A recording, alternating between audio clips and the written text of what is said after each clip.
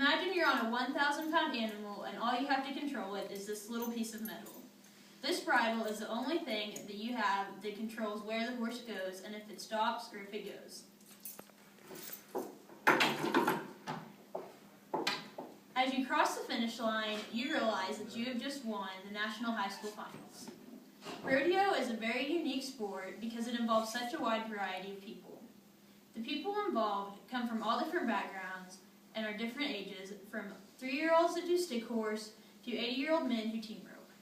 The history of rodeo has greatly influenced how rodeos work today, along with the different events involved and the horsepower behind the scenes. The background of rodeo was in the 1700s with the Spanish. They used certain techniques to brand and herd cattle, and after many years, they turned these into competitions. Some ranches today still use these techniques for branding and gathering cattle. In this picture, they are dragging a calf to the branding iron to get branded right here. Then later, they will do the immunizations and other shots. Rodeos today are very different than they were back then. They aren't just a bunch of cowboys trying to get their work done. It's people competing for big honors. Kids and adults compete in all different types of organizations, from youth rodeos to high school rodeos to nationals to pro rodeos to the NFR. Youth rodeos usually involve kids 19 and under that compete in different age groups so that they're more divided up. High school rodeo involves freshmen to seniors competing in different events. The National High School Finals in Gillette, Wyoming involves every state in the United States, including Australia and Canada. Then the next step up is professional rodeo. These professionals compete around the nation year-round, then go to the National Finals Rodeo in Las Vegas, or as many people know, the NFR. At the rodeos, they compete in all different events. Barrel racing is where there are 3 50-gallon cans that they go in a cloverleaf pattern.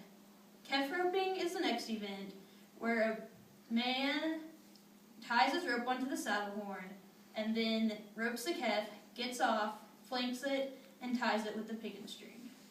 The next event is team roping, the only event that involves 2 people. The header ropes the horns and turns off, and then the heeler ropes the feet. Steer wrestling is the next event that involves 2 people, but only one person gets a time. The hazer keeps the steer straight so that the dogger can get down on it and throw it down. The next event is saddle bronc. Saddle bronc riding is where a saddle is on a bucking horse and the cowboy tries to ride it for 8 seconds.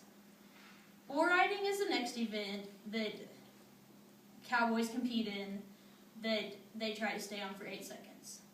Breakaway roping and goat tying are events that are mostly involved in junior rodeos and high school rodeos. Breakaway is like kef roping, only the rope is tied to the saddle with a small piece of string that then breaks off once the kef is caught. Goat tying is the next event where a goat is staked on a 10-foot rope at the end of the arena. The rider then rides their horse to the other end, gets off, and ties the goat.